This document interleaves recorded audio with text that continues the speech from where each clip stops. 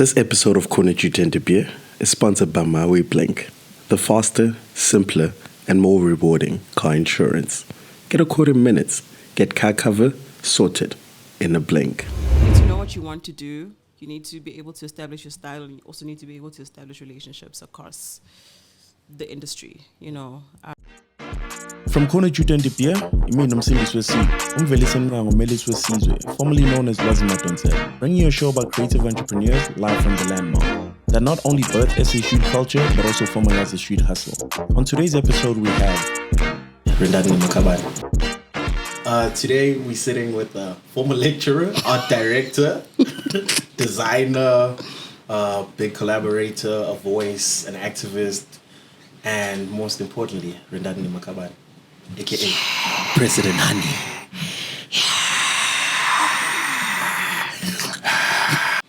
I don't actually think that I've self-actualized yet. I think I'm still in the process because I'm always trying to find ways for me to be as big as I want to be. And in my heart of hearts, I believe that I am one day going to be an internationally acclaimed artist. Like, that's my goal of goals, you know. So yeah, I don't think I'm there yet, but it's definitely like a process of learning myself, learning my process, and also just being able to be a multi-talented person who can execute in as many ways as possible. Yeah. And then, how feasible is it to just be an independent graphic designer?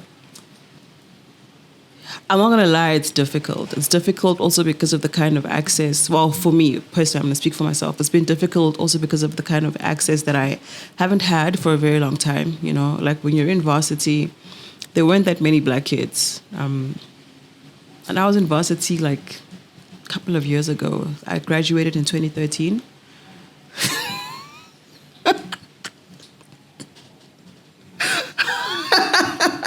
Okay. To our listeners who are in grade 8, bear with us.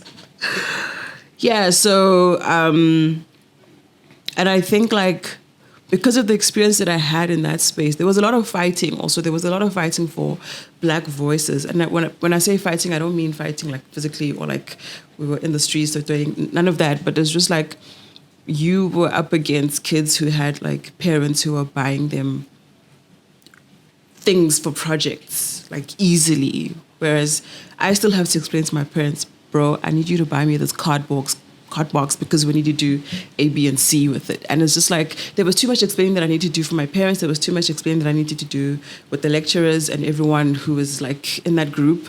And so when you get out of school, and I tried to dodge advertising like as best as I possibly could, but at some point you end up there, you know. But I think as a graphic designer, you need to know what you want to do. You need to be able to establish your style, and you also need to be able to establish relationships across the industry, you know.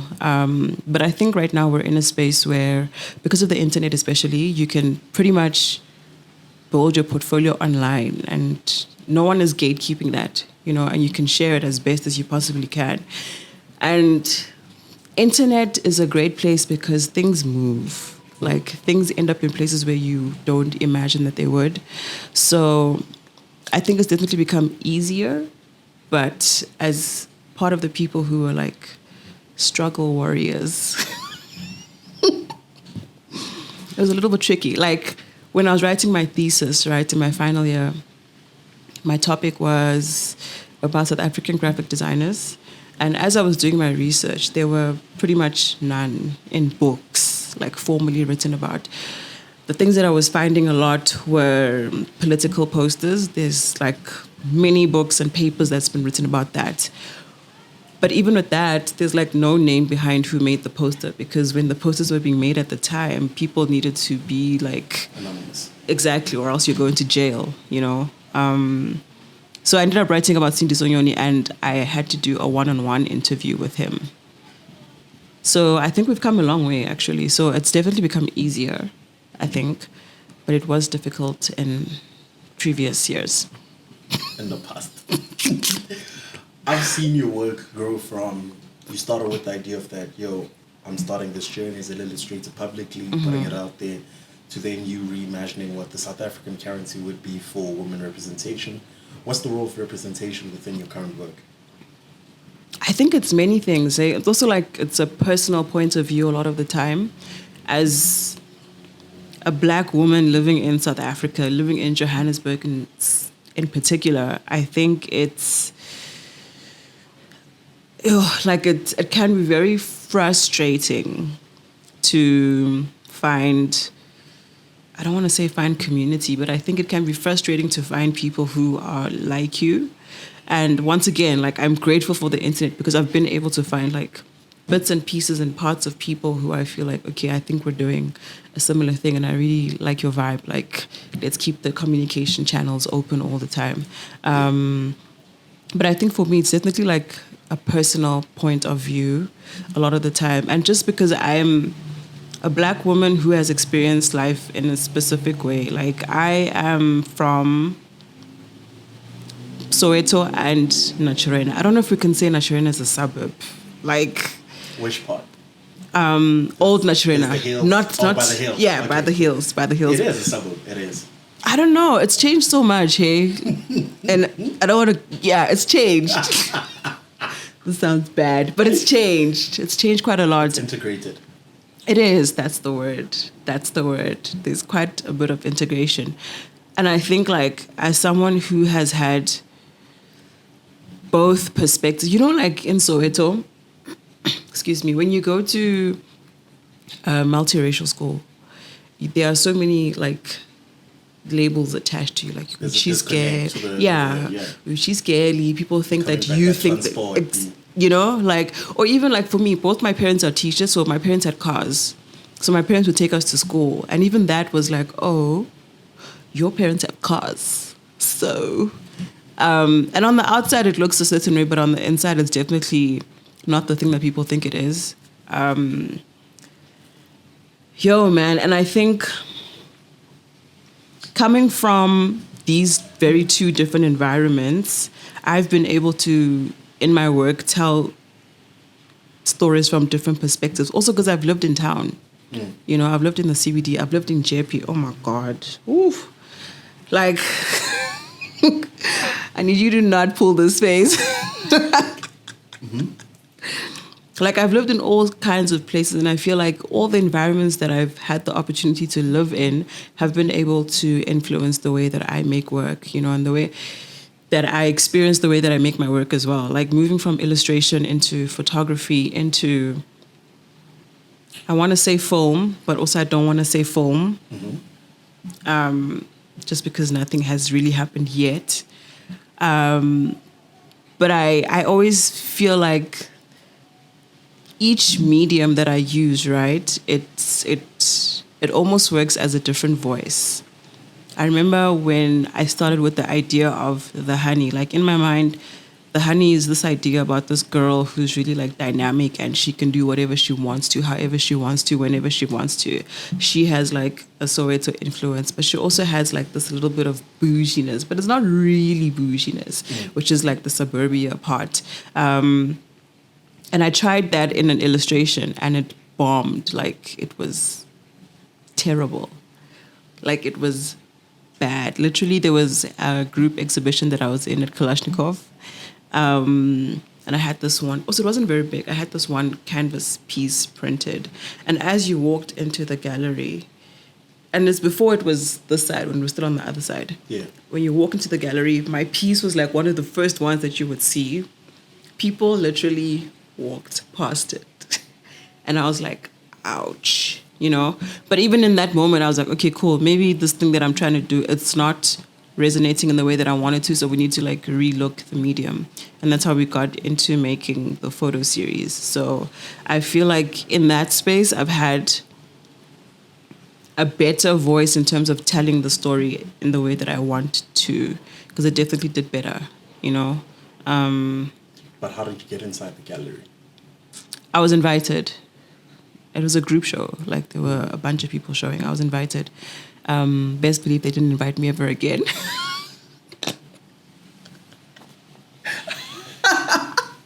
and I like, I'm not I'm not mad about it, honestly. I'm just like, cool, it didn't work. I'm that type of person where if something doesn't work, I'm so forced that until I find a thing that does work. So I wasn't like, oh my God, I'm so sad. I mean, I was sad at the moment watching people just walk by the thing, but I was just like, okay, cool, maybe go back to the drawing board because, and I think this is with every creative, like when you have an idea in your heart, you don't feel satisfied until it does the thing you want it to do. So you're going to keep doing it until you get the thing that you want out of it, And I think even for like painters are all, not all, but most, painters paint the same thing over and over and over and over and over and over and over again.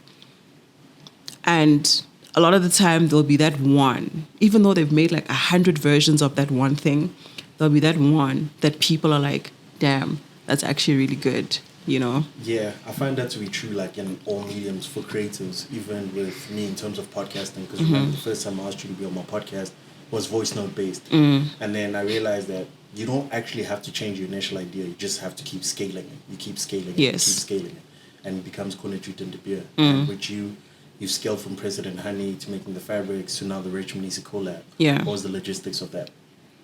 Of the collab? It was very simple. It was like a commission. Okay.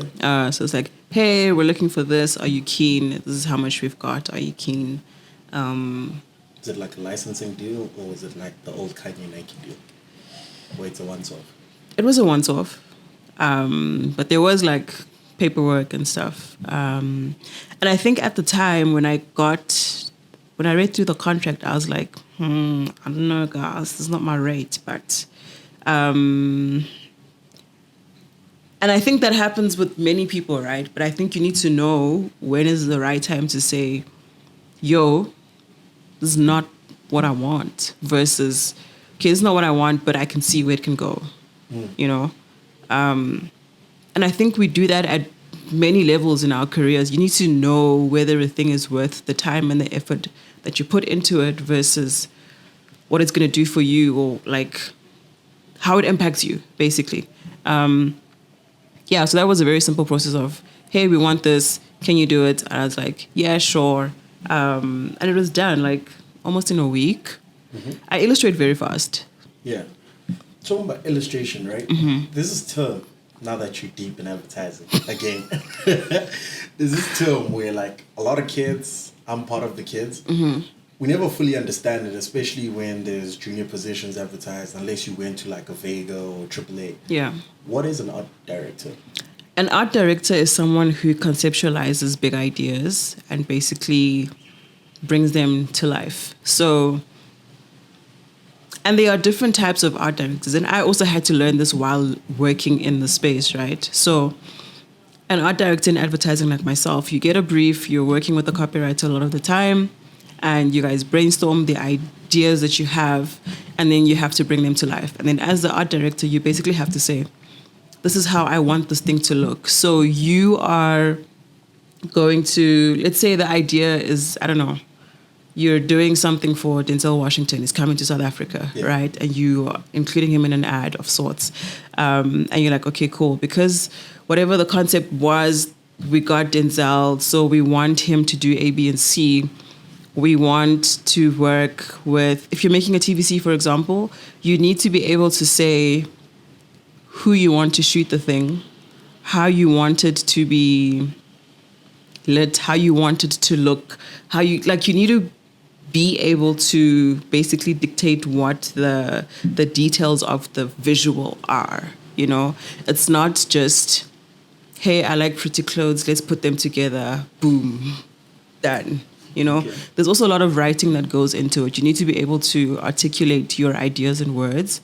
You need to be able to write briefs. You need to be able to give briefs as well, because you're going to be briefing directors. You're briefing DOPs. You're briefing the team at large, basically. Also, depending on the level that you're at, you're always going to have someone to guide you. But the higher you are in the hierarchy, the more...